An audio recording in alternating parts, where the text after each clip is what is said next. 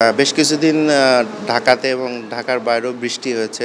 বাড়ির আশেপাশে প্রচুর বৃষ্টি জমেছে এবং মশার সংখ্যাও বৃদ্ধি পেয়েছে। সাথে সাথে গরমও পড়ছে, যেটা ডেঙ্গু মশার বংশবৃদ্ধির অনুকূলে।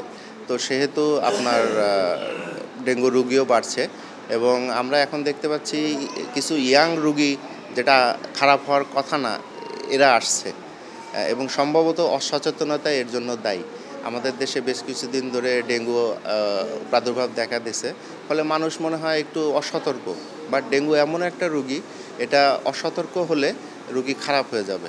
সেই জন্য এখনকার সময়ে স্বাস্থ্য অধিদপ্তর নির্দেশ দিয়েছে, জ্বর হলেই ডেঙ্গু হিসাবে তাকে সতর্কতা অবলম্বন করতে হবে, চিকিৎসকের কাছে যেতে হবে, দেরি করা যাবে না। এবং যথারীতি বয়স্ক, বৃদ্ধ, গর্ভবতী এবং শিশু, এদের জন্য তো অবশ্যই সতর্কতা অবলম্বন করতে হবে। সাথে সাথে আমি এখন আহ্বান জানাচ্ছি যারা ইয়াং, যুবক, এরাও যেন জ্বর হওয়া মাত্রই চিকিৎসকের পরামর্শ নেন। কারণ ডেঙ্গুতে যদি আপনি বিলম্বে হাসপাতালে যান, আপনার রিকভারি করা কিন্তু অনেক কঠিন হয়ে যাবে। গত রবিবারে রাত্রেবেলা জ্বর হচ্ছে, ওটার পরে শরীরমূল ব্যথা, অবস্থা ভালো না। 2 দিন আমি বাসায় রেস্টে নিচ্ছিলাম, জ্বরও কমেও না, ও করে না। বাদে একজন ডাক্তার, পরিচিত ডাক্তার, সে বলছে তুমি ডেঙ্গু আর টাইফয়েডটা পরীক্ষা করো, তারপরে দেখা যায় টেস্টে আমার পাড়ায়ও। বাদে আমি করলাম, আমার ওয়াইফেরও আর আমার একই কন্ডিশন, দুজনে একই পয়েন্ট। আমি শুধু এই জায়গায়, আর বউ ওয়াইফে আছে নিচতলায় ভর্তি, 2 জন এক লগে। আর হ্যাঁ, 2 জন আক্রান্ত।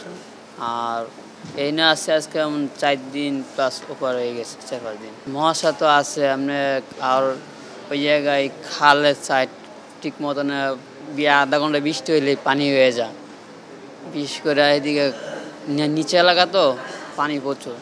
নারায়ণগঞ্জে প্রায় মানুষই, আমাদের এলাকার আশেপাশে অনেকের হইতেছে, শুধু আমার। আর নারায়ণগঞ্জ শহরের ভিতরে মাছডাইল, এরপরে যে 2 নম্বর গেট, পানির ট্যাঙ্কি, মানে এদিকে প্রায় যে এখান থেকে প্রায় গতকালকে 3 জন গেছে নারায়ণগঞ্জের আমগো এলাকার প্রায় মানে ঘরই বলতে বোঝা কি এভেলেবেলে আছে নারায়ণগঞ্জ।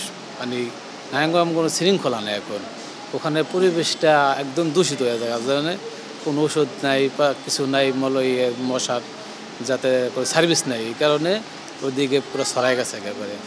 যদি একটা সার্ভিস দিতে পারতো বা কোনো একটা করতে পারতো, তাহলে যেমন হয়তো ওইভাবে আক্রান্ত হইতো না কেউ।